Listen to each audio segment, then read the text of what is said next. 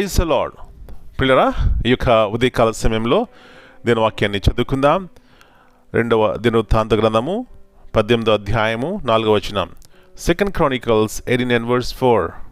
మరియు యెహోషాపాతు ఇశ్రాయేలు రాజుతో, నేడు యెహోవా యొద్ద సంగతి విచారణ చేయదము రెండనగా. And Jehoshaphat said unto the king of Israel, Inquire, I pray thee, at the word of the Lord today. పిల్లరా, యేసు ప్రభువారి అతి శ్రేష్టమైన నామంలో మీ అందరికీ శుభములు తెలియజేస్తున్నాను. మరి ఇక నూతన దినాన్ని ప్రారంభిస్తున్నాం. మనం ఎంతగానో ప్రభువును స్తుతించాలి, ఆరాధించాలి. గత కొన్ని దినములుగా రాజుల యొక్క జీవితాల గురించి మనం నేర్చుకుంటున్నాం.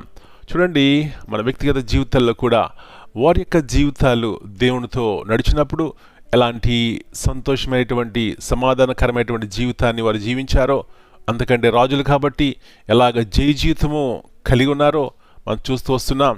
పిల్లరా, మన జీవితాల్లో కూడా ఏదైనా నిర్ణయం తీసుకునక ముందు ఆలోచించి తీసుకున్నట్లయితే అది మనకు మేలు, ఆశీర్వాదాన్ని ఇస్తుంది.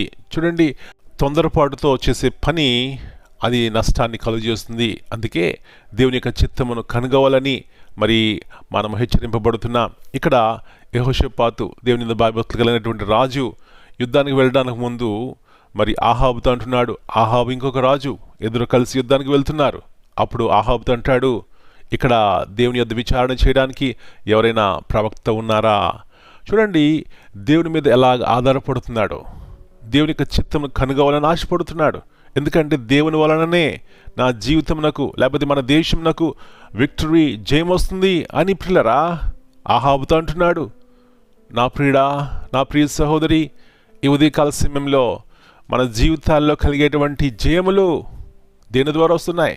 మన సొంత జ్ఞానం ద్వారా, మన సొంత ఆలోచనల ద్వారా లేదండి.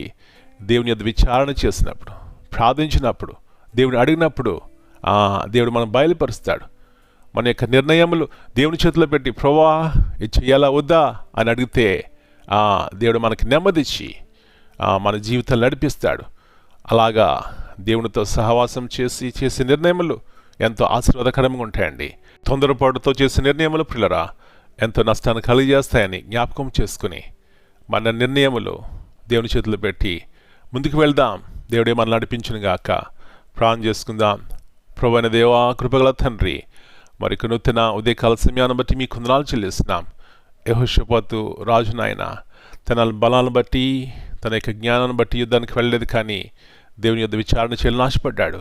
గల కారణము మీరు నడిపిస్తేనే తనకు నెమ్మది, జయము నాయన. ఉదయకాల సమయంలో మా నిర్ణయములు, మా యొక్క ఆలోచనలు మీ చేతిలో పెడితే మీరు నడిపిస్తారు, మీ జ్ఞానాన్ని ఇస్తారు, మా దినాన్ని ఆశీర్వాదకరంగా చేస్తారు. సహాయం చేయండి. మా జీవితాల్లో, మా కుటుంబాల్లో జయం చూడాలంటే మీ వైపు చూస్తేనే మాకు జయము. గల కారణము ప్రభువా, ఎన్నోసార్లు మా సొంత నిర్ణయములు, సొంత బలము, సొంత శక్తి ద్వారా చేసినటువంటి పనుల ద్వారా నష్టపోతున్నాం. క్షమించండి. కాబట్టి మీ మీద ఆధారపడి జయము కలిగి ఉండడానికి సహాయం చేయమని ఇది మనమంతా మీరు ఎక్కడి కింద భద్రపరచండి. మా పిల్లల కుటుంబాలను బలపరచండి నాయన. సహాయం చేయండి. మీ ఆలోచనల ద్వారా నడిపించండి. కుటుంబాలను బలపరచండి. మరొకసారి మనం మీ చేతిగా అప్పగించుకుంటూ ఈ ఉదయకాల సమయంలో ఎవరైనా అనారోగ్యంగా ఉన్నా, దుఃఖములు ఉన్నా, వ్యాధులు ఉన్నా, బాధలు ఉన్నా వారు ముట్టండి, స్వస్థపరచండి, బలమివ్వండి నాయన.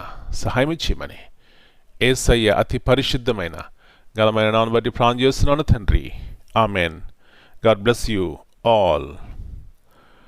My dear brothers and sisters, greetings in the precious name of our Lord and Savior Jesus Christ. In this morning we read from 2 Chronicles chapter 18 and verse 4. King Jehoshaphat, before joining King Ahab in battle, wisely asked to seek guidance from the Lord. This verse emphasizes the importance of seeking God's direction before making major decisions. It reminds us to prioritize God's will over human plans and to be discerning in our partnership. My friends, our decisions, if we put in God's hand, He will guide us, He will lead us and give us peace and health. In Jesus' name I pray. Amen.